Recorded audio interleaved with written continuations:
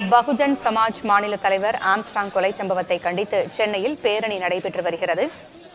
இயக்குனர் ப. ரஞ்சித் இந்த பேரணியில் கலந்து கொண்டிருக்கும் காட்சிகளை பார்க்க முடிகிறது. இயக்குனர் ப. ரஞ்சித், நடிகர்கள் மன்சூர் அலிகான், தினேஷ் உள்ளிட்டோர் இந்த பேரணியில் பங்கேற்றிருக்கிறார்கள்.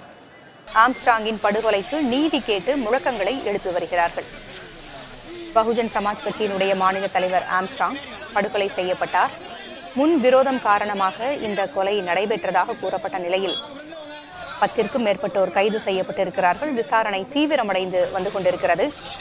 பல்வேறு தரப்பினரும் விசாரணையை தீவிரப்படுத்த வேண்டும் என்று கோரிக்கைகளை முன்வைத்து வருகிறார்கள். சிபிஐ விசாரணை நடைபெற வேண்டும் என்றும் அவர்கள் தங்களது கோரிக்கைகளை முன்வைத்து வருகிறார்கள். இந்நிலையில் இச்சம்பவத்தை கண்டித்து சென்னையில் பேரணி நடைபெற்று வருகிறது.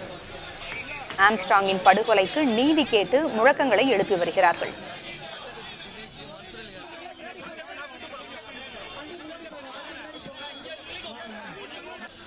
விவரங்களை வழங்க செய்தியாளர் சுப்பையா இணைந்திருக்கிறார்.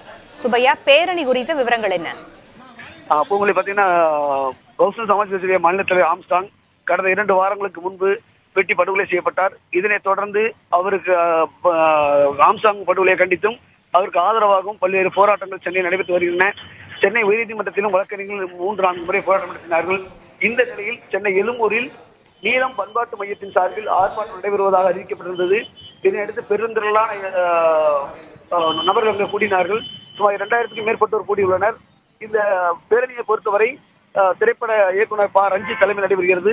இதில் நடிகர் இயக்குனருமான மன்சூர் அலிகான் மற்றும் தினேஷ் உள்ளிட்டோரும் கலந்து கொண்டுள்ளனர். அதே நேரத்தில் ஆம்ஸ்ட்ராங்குடைய படுகொலையை கண்டித்து கோஷங்கள் எழுப்பப்பட்டு வருகின்றன. இது நீதி வேண்டும் என்ற நோக்கத்தில் கோஷங்கள் எழுப்பி வருகிறார்கள். இதோடைய பேரணியானது சென்னை எழும்பூரில் உள்ள ரமணா ஹோட்டல் முன்பு தொடங்கி தற்போது லாங்ஸ் கார்டன் ரோடு வழியாக சென்று கொண்டிருக்கிறது. இது பழைய சித்ரா தியேட்டர் வழியாக சென்று ராஜரத்னம் ஸ்டேடியத்தை சென்றடைய உள்ளது. இன்னும் ஒரு அரை மணி நேரம் அந்த சம்பவ இடத்துக்கு செல்ல நேரம் ஆகும். ஏராளமான பேர் கூடியிருப்பதால் இந்த பேரணியானது பெரிய அளவு கண்டன முழக்கத்தோடு நடைபெற்றுக் கொண்டிருக்கிறது. பேரணியில் திரளானோர் கலந்திருப்பதை பார்க்க முடிகிறது. தகவல்களை வழங்கியமைக்கு நன்றி சுப்பையா.